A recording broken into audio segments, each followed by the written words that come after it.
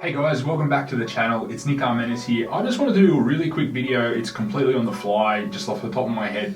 I wanted to let you all know what I've been up to, what I've been doing, why I've been quiet on YouTube, and then I guess my plan for the future.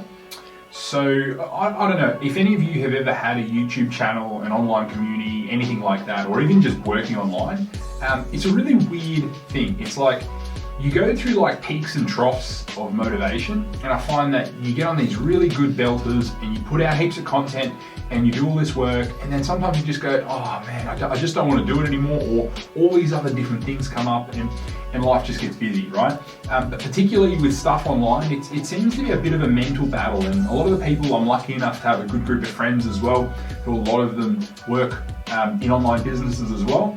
And they suffer from the same thing. It's really weird. It's like, I don't know what it is, too much screen time, what it is, but the mental side of it all is actually quite tough. And you get to the point sometimes where, you know, you take some of the negative comments on board and you just go, oh, what am I doing? Why do I bother? Putting out videos is a huge amount of work. And I guess the amount of money that the YouTube channel makes isn't very big. So then I guess the motivator just isn't there. So, for me, the motivator for YouTube is never really about money. It probably makes around $400 a month, this channel, with 5,400 subscribers, whatever it is. And the other thing is that I'm really bad. I don't like repeating myself, so a lot of the content that's already on my channel is still relevant, and so I go, why do I want to keep just creating content for the sake of content? So, the things I've been working on is obviously my agency. We had a really, really good year, really, really good profit, heaps of really good clients, and what I kind of did was I kind of got rid of a lot of smaller clients, or just slowly phased them out of the business through things like price increases, or just naturally, if you don't kind of nurture those sort of clients, they do tend to drop off because their budgets are a lot smaller. And I've kind of tried to focus on, a slightly higher caliber of client. Just because, you put in the same amount of effort, you may as well go for people that are slightly bigger.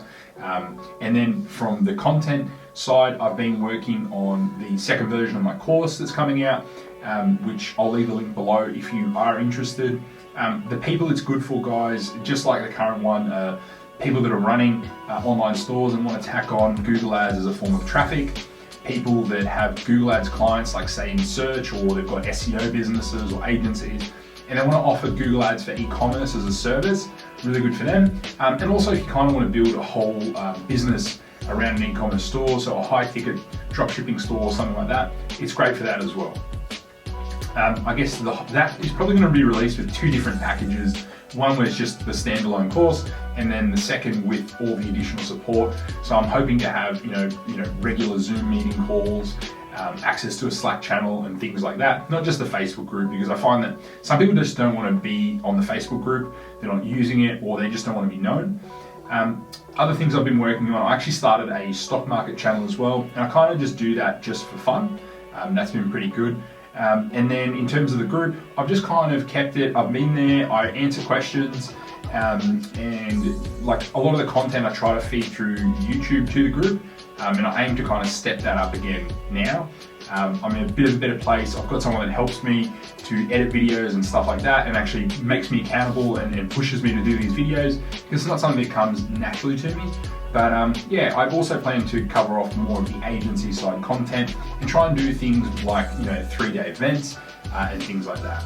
On the Google Ads side though, guys, not a whole heap has changed. A lot of the strategies that I've taught in the past are still there. Potentially smart shopping is probably a bit more used in my strategies now.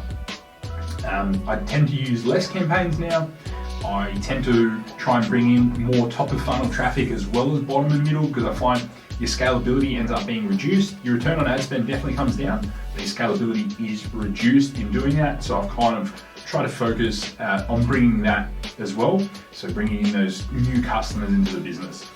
Other than that, you're probably going to find that Google is liking search campaigns to be a bit broader now, and moving a lot of people to things like max conversions, with really broad match terms. Broad match modifier got removed, which I did like to use in the past, but other than that, it's kind of business as usual. From the e-commerce side, I do see TikTok ads becoming a lot more popular. Still, YouTube ads seem underutilized, and I think the reason is that YouTube ads do require quite a bit of budget, and that's probably why. So that's kind of what I've been working on, guys. I'm hoping to take a bit more of a break for the next 2 weeks and try and film some content in that time. But I hope you've all been well, and I will see you in the next video. I've got a really big case study on a $5.6 million dropshipping store, and that'll be the next video coming out soon. So stay tuned for that one. Cheers, guys, and see you in the next one.